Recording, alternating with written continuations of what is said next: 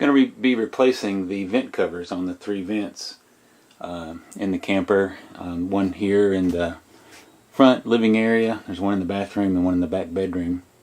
This one is in particularly bad shape. You can tell there are a lot of cracks in it, and someone has just filled that in with some caulking, so it does leak a little bit. So had to search around a while to find the right kind of vent covers, and I found some at Vintage Trailer Supply. They're made out of lexan, and I believe they're gonna fit pretty well. Gonna have to probably drill out these rivets where the old one's attached, and then put in probably new rivets, pop rivets, when I attach the new ones made out of lexan. Just drill some holes and put some pop rivets in there. So hopefully that'll go well. I think they're going to fit well. As far as the gasket, you can see there is a rubber gasket underneath. I'm going to have to figure out where I can get some of that. I pulled on the gasket on this one, on the other side of it, and it looked like it would come off pretty easily. I may pull it all off and see if it's worth reattaching to the new one, or I may just try to get some new. Here's a look at that same vent cover from the top. You can tell it's had a lot of caulk and a lot of sealer and different things put on it over time, and how cracked it is. So I peeled back a little bit of this one where you can see where the rivets are under there and where it's attached. So I'll probably drill those out and replace it. The new one that's going to go on there is this one right here, and looks like it's going to be a good fit. It's just a hair shallower. It's not quite as tall, but I think it's going to be okay.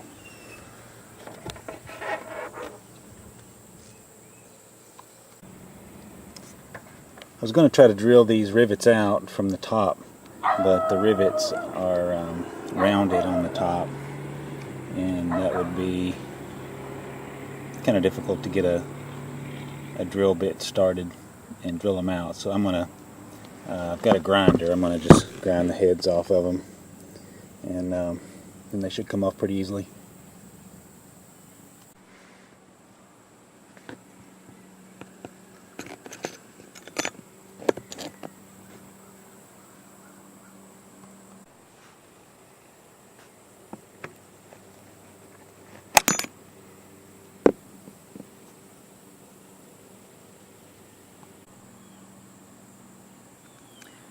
Once I got the cover off, I had to go ahead and grind the rest of the rivets down flush. They were a little bit, I guess they were a little bit expanded on the top side, so I had to grind them down flush, and then they just popped out the bottom.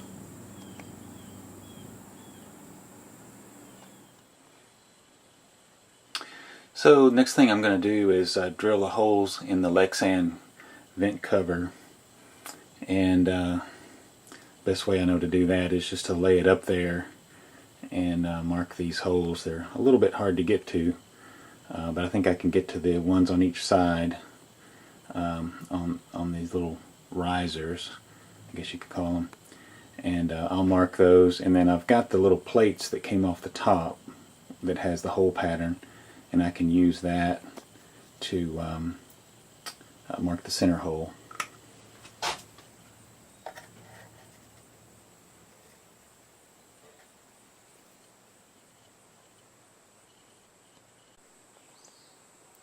Okay, so I've got 2 holes marked on either side of the vent cover, and I'm just going to use the little metal plate that was on top that has the hole pattern and mark that center hole. And I do the same thing for the other side and drill these holes out. So I decided that in order to get my holes lined up just right, that I would actually just drill through the plate that came off the top of the old vent covers.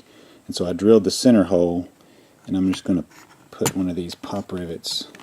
This is what I'm going to use to attach it. It fits pretty snugly. I'm going to put that in there just to make sure it holds its position just right, and then I'll drill one of the others and probably put another one in that hole and then drill the third, and I should be able to, I should have a good, everything lined up real well. Alright, so I got my 3 holes drilled. I was a little unsure of how this lexan would do drilling through it. It's pretty hard, but as long as you've got a good sharp drill bit, it drills real nicely.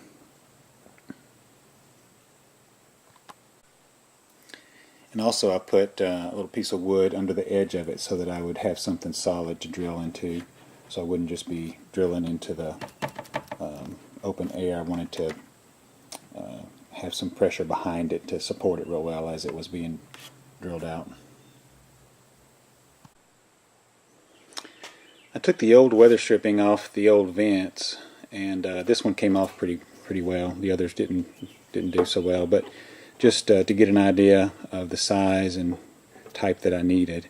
So it looks like it's about 3/4 of an inch wide and about 1/2 inch thick.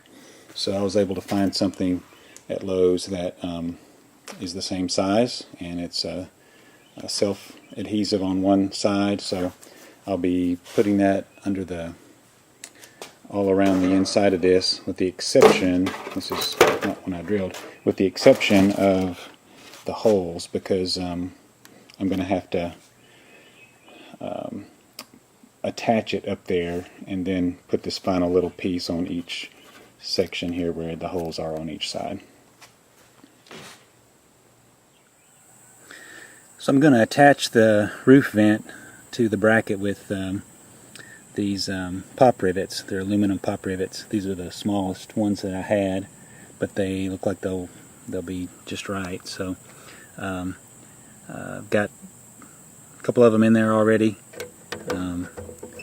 Put that last one in there, make sure it goes all the way through and goes through that bracket really well, which that one wasn't. Okay, I think they all are now. So make sure it sticks through the other side. I was a little nervous about doing the first one, which I did this one already. Just when you clamp down on it, just a little nervous about maybe cracking the lexan, but it seems like it's pretty tough. So so now we're going to use the tool that's going to crimp that, I guess is what you call it. Pull that. It's going to pull this back through that bigger part and expand it on the other side, and then it's going to cut it off.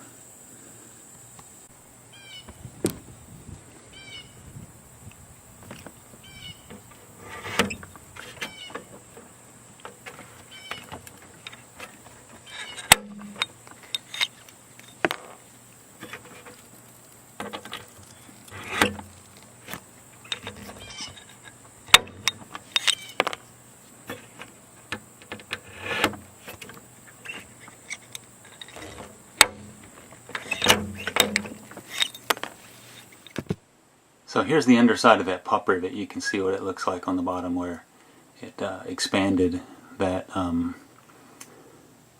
sleeve, I guess you could call it, and when it pulled that piece back through it and expanded it. So everything looks good.